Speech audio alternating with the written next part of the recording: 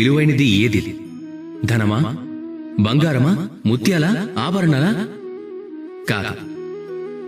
ఇవన్నీ కలిసినా కూడా సమయంలోని ఒక్క క్షణం ముందు వెలవెలబోతాయి.